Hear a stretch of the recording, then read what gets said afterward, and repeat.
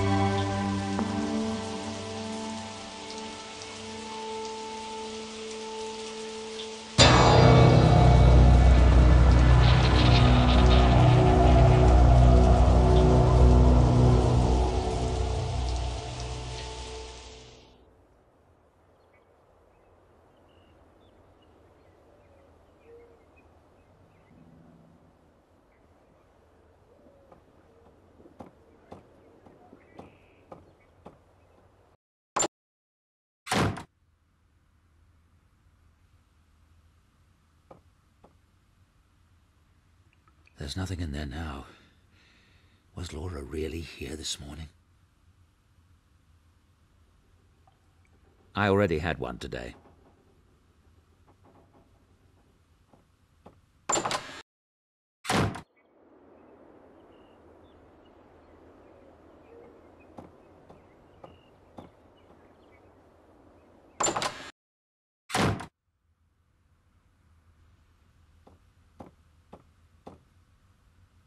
Laura's dress.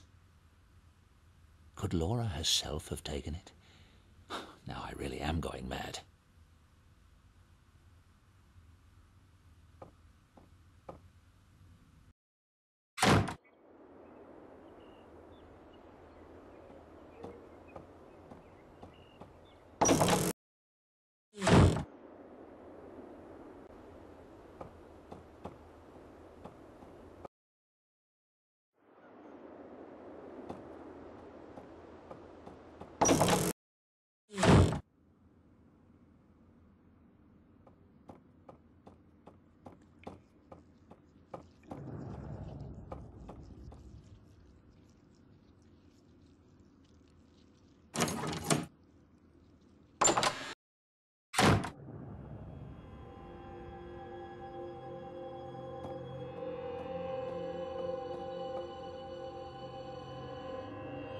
There's been a presence in the house.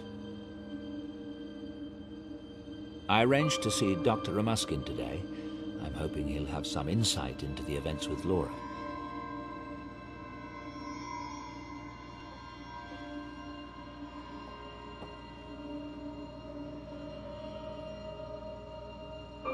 What is it, Laura? Keep going, darling. Give me a few more letters.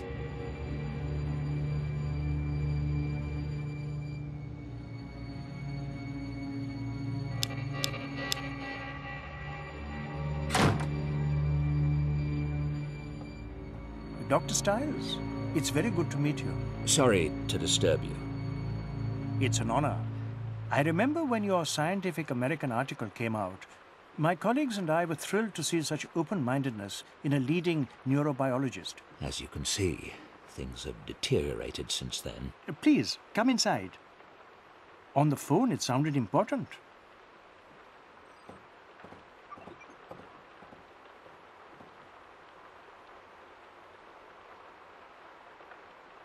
One thing you learn as a neurobiologist is that reality is subjective, like the story of the blind man and the elephant. One of my patients had a brain tumor and became convinced his wife was an alien in disguise.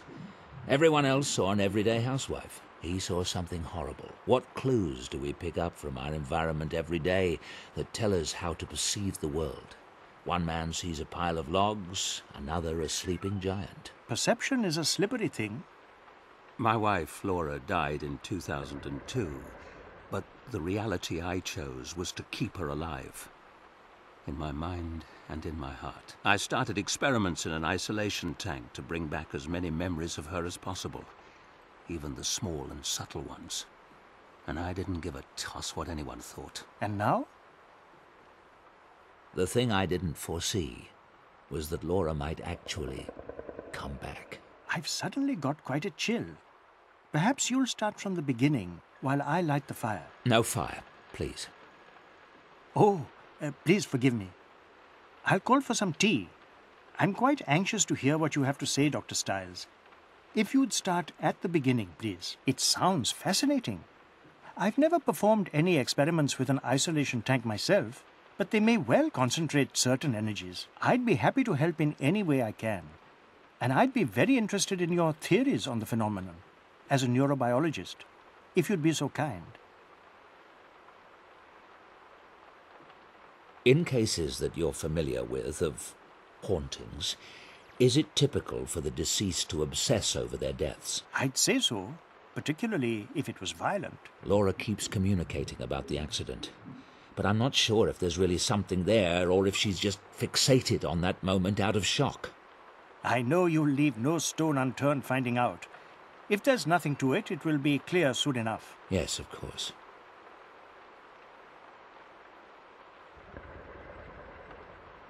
Have you heard of any similar hauntings, for lack of a better word? Some of the elements, such as the way Laura communicated with you in the tank and the RNG message. These sound like classic communiques from the spirit world. But other things you've described, the moved nightgown, the form under the sheets, and most particularly the events at the university, those sound like PK activity, telekinesis, objects being moved with the power of the mind. Are you positive all these manifestations are Laura? Of course.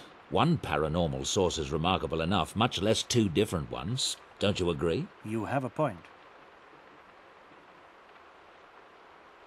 Studies done with dying and comatose patients have provided some interesting clues about consciousness. There are authenticated cases of the mind projecting itself from the body, witnessing things that occurred far away. If the mind can project itself from the body, then it's possible for consciousness to survive physical death. Do you have a scientific explanation for how that might work? Quantum theory suggests that three-dimensional space and time are essentially created by the brain in order to organize the masses of data that make up reality. The brain operates like a translation device, in the same way that a television set organizes bits of electronic data into an image. If the human brain creates space and time, then theoretically the brain could project the mind into the past or future, making itself essentially immortal. That's astonishing.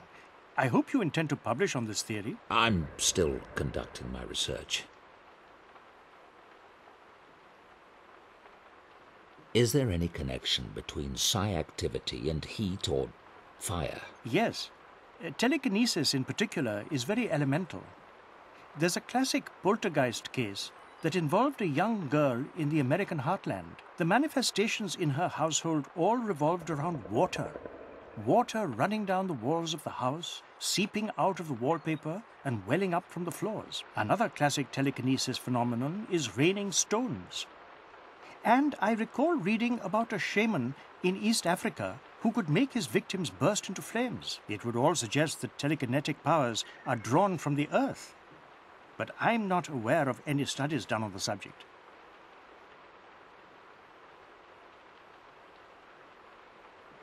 Can you tell me more about the East African shaman? I'll tell you what I remember. It's a well-documented case from the early 1900s, researched by a member of the Society for Psychical Research. He was traveling in Africa when he ran across this shaman. He put the man through a variety of tests and reached the conclusion that the shaman was projecting electricity at strong enough levels to literally start fires, predictably and reliably.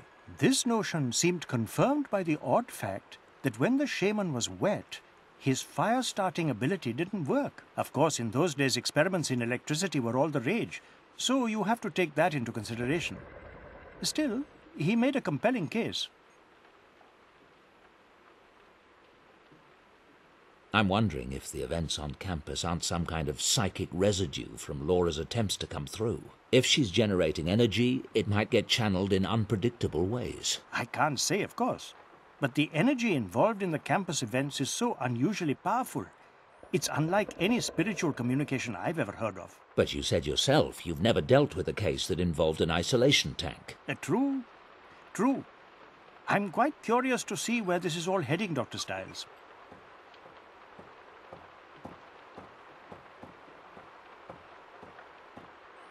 Thank you for your expertise, Doctor. There's one more thing. I was hoping you could give me some advice on how I might help Laura. Help her come through. Dr. Stiles, I'm not sure what you mean by coming through. Earthbound spirits are trapped here because of some unresolved trauma or an inability to accept their own deaths. The goal in such a scenario is to free the spirit so that he or she can move on. Move on? To what? Oblivion? I mean, what if Laura could be brought back? But what body would she inhabit?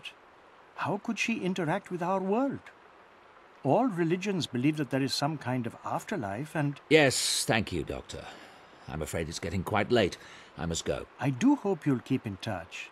I'd like to know how this develops. Of course. Good day. Goodbye.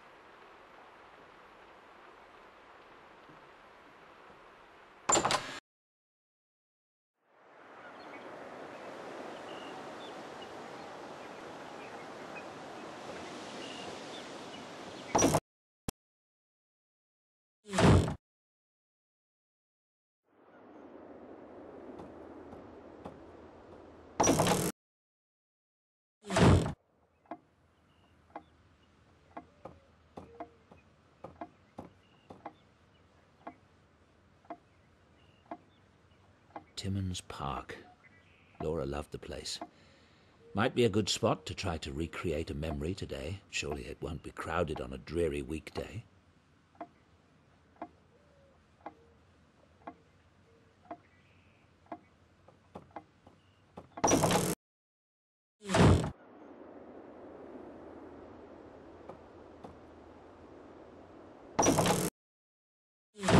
Good morning.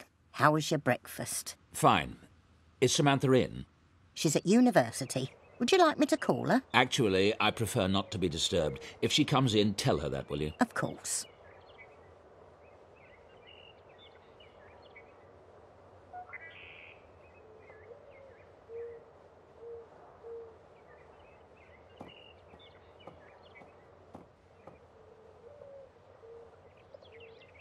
You were with Laura and me since our marriage.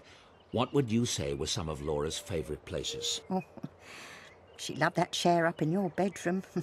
She'd have to have tea curled up there with a book. Oh, and the back garden. I mean further out, not the house. Your cottage at the lake. Oh, and that park. Timmins. The one that she did all the watercolours off. Oh, Lord, she loved that place. Timmins, of course. Thank you.